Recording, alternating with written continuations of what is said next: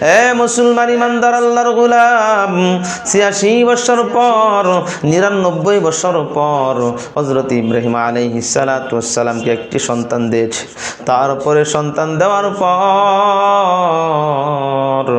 হযরত হাজরা আলাইহিস সালাতু ওয়াস সালাম হযরত ইসমাঈল আলাইহিস সালাতু ওয়াস সালামকে মরুভূমির প্রান্তরে রেখে গিয়ে হযরত ইব্রাহিম আলাইহিস সালাতু ওয়াস সালাম আবার চলে যাচ্ছে। হযরত হাজরা আলাইহিস সালাতু ওয়াস সালাম বলেন, হে স্বামী, হে আপনি কি আল্লাহ রাব্বুল আলামিনের হুকুম মানার জন্য কি আমাকে এবং কি আপনার সন্তান কলিজার টুকরা সন্তান ইব্রাহিম আলাইহিস সালাতু ওয়াস সালামকে বলতেছেন আপনার কলিজার টুকরা সন্তান ইসমাঈল আলাইহিস সালাতু ওয়াস সালামকে আপনি এখানে রেখে যাচ্ছেন? ইব্রাহিম আলাইহিস সালাতু ওয়াস সালাম বলেন, হ্যাঁ হ্যাঁ হ্যাঁ হ্যাঁ, আমার ইচ্ছা তো আমি জানি নাই, আমি যাচ্ছি আবার আল্লাহ রাব্বুল আলামিনের হুকুম তোমাদেরকে এখানে রেখে তারপরে চলে যাইতে বলেছে। হযরত ইব্রাহিম আলাইহিস সালাতু ওয়াস সালাম যখন এই কথা বললেন, হাজরা আলাইহিস সালাতু ওয়াস সালাম বললেন, একবার নয় দুইবার নয়, যতবার মন চায় আল্লাহকে রাজি করার জন্য, আল্লাহর হুকুম মানার জন্য আমার সন্তানকে আমাকে রেখে আপনি যান, তাতে কোনো অসুবিধার কারণ নাই। হযরত হাজরা আলাইহিস সালাতু ওয়াস সালামের কাছে অল্প কিছু রুটি দিয়েছে, অল্প কিছু পানির ব্যবস্থা করে দিয়েছে। পানি এবং রুটি কোন এক পর্যায়ে শেষ হয়ে যায়। মুসলমান ইমানদার, পানি শেষ হয়ে যায়, রুটি শেষ হয়ে যায়। হাজরা আলাইহিস সালাতু ওয়াস সালামের স্তনের ভিতরে কিন্তু দুধ নাই।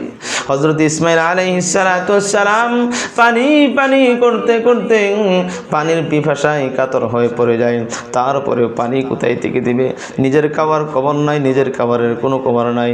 বুকের স্তনগুলি শুকিয়ে গেছে, জিহ্বা মুবারকগুলি শুকিয়ে গেছে। হযরত হাজরা আলাইহিস সালাতু ওয়াস সালাম কখনো চাপা, কখনো মারওয়ার দিকে দৌড় দেয়, কখনো সাফা পাহাড়ের দিকে দৌড় দেয়।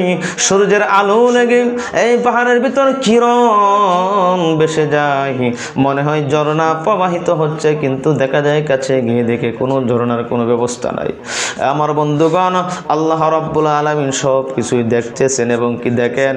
এই দৃশ্য দেখার পর সন্তানকে একটু পানি পান করানোর জন্য কখনো মারওয়ার দিকে দৌড় দেয়, কখনো সাফার দিকে দৌড় দেয়। আল্লাহ রাব্বুল আলামিনের কুদরতে অন্তর ঠান্ডা হয়ে যায়। হযরতে জিবরাইল আলাইহিস সালাতু ওয়াস সালামকে বলেন, হে জিবরাইল, আমার বন্ধু ইব্রাহিম আলাইহিস সালাতু ওয়াস সালাম আমাকে রাজি এবং খুশি করার জন্য নিজের জীবনটাকে সারাটা জীবন কুরবানি করে দিয়েছে। শিশু সন্তান ইসমাঈল আলাইহিস সালাতু ওয়াস সালামের পানির জন্য কাতর হয়ে পড়ছে। তুমি যাও যাও যাও মরুভূমির প্রান্তরে। হযরত ইসমাঈল আলাইহিস সালাতু ওয়াস সালাম যে জায়গার ভিতর বসে বসে পায়ের গোড়ালি দিয়ে আঘাত করতেছিল, আল্লাহ রাব্বুল আলামিনের পক্ষ থেকে জিবরাইল আলাইহিস সালাতু ওয়াস সালামের পাকা মুবারক দিয়ে একটি আঘাত করে মাটি পাক হয়ে যায়, আর মাটি পাক হয়ে নিচ থেকে পানি বের হয়ে চলে আসছে। সুবহানাল্লাহ। আজকে দেখুন, তামাম বাংলাদেশের ভিতর থেকে, তামাম পৃথিবীর ভিতর থেকে জমজম কূপের পানি মিলিয়ন মিলিয়ন মিলিয়ন মিলিয়ন কত পরিমাণ পানি নিয়ে আসে, তারপরেও পানি কমে না। আর শরীরের ভিতরে যদি ঠান্ডা লেগে যায়, শরীরের ভিতরে যদি জ্বর লেগে যায়, আর আল্লাহ রাব্বুল আলামিনের কাছে নিয়ত করে যদি সেফান্নেতে এই পানিকে ফেলা হয়, সঙ্গে সঙ্গে শরীরের ব্যথা কমে যায়, জ্বর কমে যায়।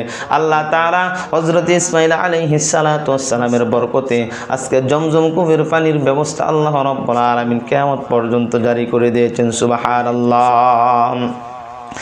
এই জন্য রে মুসলমান ভাইরা আমার, ইব্রাহিম আলাইহিস সালাতু ওয়াস সালামের পরীক্ষা কিরকম আল্লাহ রাব্বুল আলামিন নিয়েছিলেন। শুধু তাই নয় রে মুসলমান ইমানদার আল্লাহর গোলাম, ইব্রাহিম আলাইহিস সালাতু ওয়াস সালাম যখন ইসমাঈল আলাইহিস সালাতু ওয়াস সালাম বাবা বাবা করে কান্দে, প্রত্যেকের বাবারা সন্তানদেরকে নিয়ে হাতে ধরে ধরে বেড়ায় ঘুরে আনন্দ দেয়, কিন্তু ইসমাঈল আলাইহিস সালাতু ওয়াস সালামের বাবাকে খুঁজে পায় না। আমার বন্ধুগণ, একটা পরীক্ষা শেষ হইতে না হইতে আবার আল্লাহ তাআলার পক্ষ থেকে আরেকটা পরীক্ষা শুরু হয়ে গেল। ইব্রাহিম আলাইহিস সালাতু ওয়াস সালামকে স্বপ্নে দেখা নিয়ে শুরু করলো। আল্লাহ রাব্বুল আলামিনের পক্ষ থেকে স্বপ্ন শুরু হয়ে গেল, হে হে আমার বন্ধু, হে আমার কলিল, আপনি কি আমাকে মহব্বত করেন না? আপনার আমার রাস্তায় আপনি সবচাইতে পছন্দের জিনিস, পছন্দের ব্যক্তিটাকে আমার রাস্তায় আপনি কুরবানি করুন। হযরত ইব্রাহিম আলাইহিস সালাতু ওয়াস সালাম হাদিসের ভিতরে পাওয়া যায় একদিন কি করলো, অনেকগুলি উট কুরবানি করলো, অনেকগুলি ধুম্বা কুরবানি করলো। আবার দেখা যায় আল্লাহ রাব্বুল আলামিনের পক্ষ থেকে আবার স্বপ্ন, ইব্রাহিম আলাইহিস সালাতু ওয়াস সালাম বুঝার আর বাকি নাই। ইব্রাহিম আলাইহিস সালাতু ওয়াস সালাম বলেন, পৃথিবীর বুকে এমন কোনো বস্তু আমার কাছে নাই, আমার জীবনের চাইতে বেশি মহব্বত একমাত্র আমি করি আমার কলিজার টুকরা সন্তানকে। আমি বুঝতে পেরেছি, বিবি তোমার সন্তান কোথায়? তোমার সন্তানকে তুমি সাজিয়ে দাও, আমি বন্ধুর বাড়িতে দাওয়াতে যাব। সুবহানাল্লাহ। ইব্রাহিম আলাইহিস সালাতু ওয়াস সালাম যখন এই কথা বললেন, হযরত ইসমাঈল আলাইহিস সালাতু ওয়াস সালামকে সাজিয়ে দেওয়ার পর এই মিনা পাহাড়ের দিকে হযরত ইব্রাহিম আলাইহিস সালাতু ওয়াস সালাম নাঙ্গা তরবারি হাতে নিয়ে, একটা রশি হাতে নিয়ে ইব্রাহিম আলাইহিস সালাতু ওয়াস সালাম সামনের দিকে রওনা করলেন। হযরত ইসমাঈল আলাইহিস সালাতু ওয়াস সালাম পিছনের দিকে বাবার পিছে পিছে দৌড় দিয়ে যাচ্ছেন, হেঁটে হেঁটে যাচ্ছেন। ইবলিস শয়তান বারবার প্রবঞ্চনা দিচ্ছে, কিন্তু ইসমাঈল আলাইহিস সালাতু ওয়াস সালাম তাতেই কিছু করতে পারে না। ইব্রাহিম আলাইহিস সালাতু ওয়াস সালাম যখন বললেন, হে ইসমাঈল, এইটা হলো শয়তান, তাকে তুমি 2-3টি পাথর দিয়ে নিক্ষেপ করো। হে আমার বন্ধুগণ, ইসমাঈল আলাইহিস সালাতু ওয়াস সালাম পাথর নিক্ষেপ করেছে, তখন এখানে আর কোনো পাই নাই, সুযোগ পাই নাই। হাজরা আলাইহিস সালাতু ওয়াস সালাম ওনার কাছে গিয়েছে, হাজরা, তুমি তো জানো না তোমার স্বামীর মাথা নষ্ট হয়ে গিয়েছে। তোমার স্বামী আগের দিনে 100 উট কুরবানি করেছে, দ্বিতীয় দিনে 100 দুম্বা কুরবানি করেছে। শুধু তাই নয়, এখন সর্বশেষ তোমার সন্তানকে কুরবানি করার জন্য মিনা পাহাড়ের দিকে নিয়ে যাচ্ছে, নাঙ্গা তরবারি হাতে নিয়ে এবং হাতে রশি নিয়ে সন্তানকে কি করবে? জবাই করে দিবে। হাজরা আলাইহিস সালাতু ওয়াস সালাম বলেন, চিন্তার কোনো কারণ নাই, টেনশনের কোনো কারণ নাই। বাবা যদি সন্তানকে জবাই করতে পারে, করলে করুক, আর যদি আমার আল্লাহ তাআলার হুকুম হয়ে থাকে, আমার সন্তানকে একবার কেন, 2বার কেন, 1000 বার যদি আল্লাহর রাস্তায় জবাই করার জন্য নিয়ে যায়, আমি হাজার 1 সেকেন্ডের জন্য আমি দ্বিধাবোধ করব না। নিয়ে যাক। শয়তান এখান থেকেও বিতাড়িত হয়ে গেল। মুসলমান ইমানদার আল্লাহর গোলাম, একজন ইমানদারকে আল্লাহ রাব্বুল আলামিন পরীক্ষা করবেন, আর ইমানদার পরীক্ষা দেয় কিন্তু আল্লাহ রাব্বুল আলামিনের জান্নাতে যাইতে হবে। নাঙ্গা তরবারি হাতে নিয়ে ইব্রাহিম আলাইহিস সালাতু ওয়াস সালাম সামনের দিকে হেঁটে হেঁটে সামনের দিকে যায়। ইসমাঈল আলাইহিস সালাতু ওয়াস সালাম পিছনের দিকে যায়। কোনো এক পর্যায়ে মিনা পাহাড়ের দিকে যখন ইসমাঈল আলাইহিস সালাতু ওয়াস সালামকে নিয়ে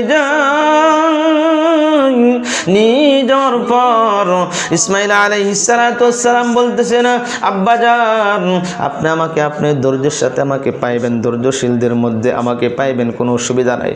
আমার 2টি কথা, আমার চোখের ভিতর আপনি অল্প একটু কাপড়ের নেকড়া দিয়ে আমার চোখটি আপনি বেঁধে পেলেন, বান্ধার পর আমার 2টি হাতের ভিতর রশি দিয়ে বাঁধেন। যদি আমি ছটফট করতে থাকি, আমার হাতে এবং কি পায়ে লড়াচড়া রেগে আপনার শরীরে লেগে যায়, বেয়াদবি হয়ে যাবে। আর চোখের সাথে যদি চোখ পড়ে যায়, কষ্ট হয়ে আপনার দয়া লেগে যাবে, আপনি আল্লাহর হুকুম আদায় করতে পারবেন না। হযরত ইব্রাহিম আলাইহিস সালাতু ওয়াস সালাম 2টি হাতের ভিতর রশি দিয়ে বাঁধলেন, 2টি পায়ের ভিতর রশি দিয়ে বাঁধলেন, চোখের ভিতর কাপড় দিয়ে ঘোরার পর ইব্রাহিম আলাইহিস সালাতু ওয়াস সালাম ইসমাঈল আলাইহিস সালাতু ওয়াস সালামকে যখন জবাই করবে, ছুরি যখন চালাইবে, আল্লাহু আকবার, আল্লাহু আকবার, লা ইলাহা ইল্লাল্লাহু, আল্লাহু আকবার, আল্লাহু আকবার, ওয়ালিল্লাহিল হামদ। যখন একবার চেষ্টা করলো ছুরি লাগছে না, 2বার চেষ্টা করলো ছুরি লাগছে না, আল্লাহ রাব্বুল আলামিন আসমান থেকে অর্ডার দিয়েছে, জিবরাইল, তুমি যাও, আমার বন্ধু পরীক্ষায় উত্তীর্ণ হয়েছে। আমার বন্ধু ইব্রাহিম আলাইহিস সালাতু ওয়াস সালামের সামনে থেকে ইসমাঈল আলাইহিস সালাতু ওয়াস সালামকে সরিয়ে একটি জান্নাতি দুম্বা তুমি এনে তার শরীর ভিতর রেখে দাও। আর যখন আল্লাহু আকবার ধ্বনি বলে বলে যখন জবাই করলো, যখন রক্তে রক্ত প্রবাহিত হলো, শরীরের ভিতরে লাগলো, হাতের ভিতরে লাগলো, তখন তারপরে কি করলো? ক্ষান্ত হলো। ইসমাইল আলাইহিস সালাতু ওয়াস সালাম, ইব্রাহিম আলাইহিস সালাতু ওয়াস সালামের এত বড় পরীক্ষার ভিতর থেকেও কিন্তু উত্তীর্ণ হয়েছে। এ মুসলমান ইমানদার আল্লাহর গোলাম, কুরবানির নাম কিন্তু, কুরবানি করার নাম কিন্তু গোশত খাওয়ার নাম কুরবানি নয়। এই জন্য আল্লাহ রাব্বুল আলামিন বলেন, লা ইয়ানালুল্লাহু লুহুমুহা ওয়ালা দিমাউহা ওয়ালাকিন ইয়ানালুহুত তাকওয়া মিনকুম। আল্লাহ রাব্বুল আলামিন গোশত খায় না, আল্লাহ রাব্বুল আলামিন রক্ত নেয় না। আল্লাহ তাআলা বান্দার দিলের অন্তরের খবর দেখেন। গোশত খাবো আমরা, কুরবানি করব আমরা, কিন্তু উদ্দেশ্য যদি ভালো হয় আল্লাহ খুশি হয়ে যাবেন, আল্লাহ রাজি হয়ে যাবেন।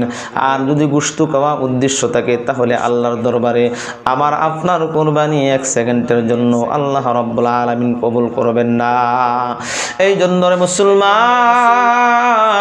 আমার কুরবানি হতে হবে কার জন্য? আল্লাহ রাব্বুল আলামিনের জন্য। আল্লাহ রাব্বুল আলামিন পবিত্র কোরআনুল কারীমের ভিতর বলেন, قل إن صلاتي ونسكي ومحياي ومماتي لله رب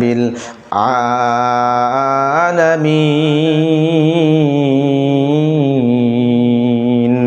আল্লাহ রাব্বুল আলামিন বলেন, কুল হে রাসূল আপনি জানিয়ে দেন, আমার নামাজ, আমার কুরবানি, আমার হজ, আমার যাকাত, আমার বেঁচে থাকা, আমার মরে যাওয়া একমাত্র লিল্লাহি রাব্বিল আলামিন, আল্লাহর জন্য হতে হবে। এই জন্য রে বন্ধুগণ, আমার আপনার কুরবানি আল্লাহর জন্যই হতে হবে। আর বিশেষ করে কুরবানির মাস চলছে, এই মাসটা অত্যন্ত বরকতময় মাস, ফজিলতপূর্ণ মাস। আমরা কিছু কুরবানির মাসআলা বলে আমাদের আলোচনা আমরা শেষ করব। আমরা যারা কুরবানি করব, কুরবানি করব, আমরা লেজ কাটা দেখে কুরবানি করব না, আমরা কান কাটা দেখে কুরবানি কিনব না। আমরা সুন্দর একদম মাথা থেকে পা পর্যন্ত পুনকানু দেখে দেখে যাচাই করে করে আমরা পশু করব। কারণ আল্লাহ তাআলা বলেছেন, এ বন্ধু, আপনার সবচাইতে পছন্দের বস্তুটাকে আমার রাস্তায় কুরবানি করুন। আমরা পশু, গরু কেনার বেলাও আমরা সুন্দর দেখে কিনবো, ছাগল কেনার বেলাও সুন্দর দেখে কিনবো, আমরা যখন দুম্বা কিনবো দুম্বাও কিনে আমরা সুন্দর দেখে কিনবো, মহিষ কিনবো সুন্দর দেখে কিনবো। টাকা পয়সার সাথে প্রশ্ন না, প্রশ্ন হলো আমরা উত্তম একটি পশু করব, আল্লাহর রাস্তায় কুরবানি করব।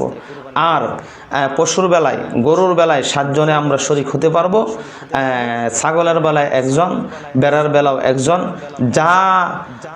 আর যে গরু উপযুক্ত বয়স হয়েছে, দাঁতিল হয়েছে, তাদেরকে দিয়ে আমরা কুরবানি করব ইনশাআল্লাহ। আল্লাহ তাআলা আমাদের সকলকে বুদ্ধির কথার উপর বুঝা এবং আমল করার তৌফিক দেখ। সকলে বলে আমিন।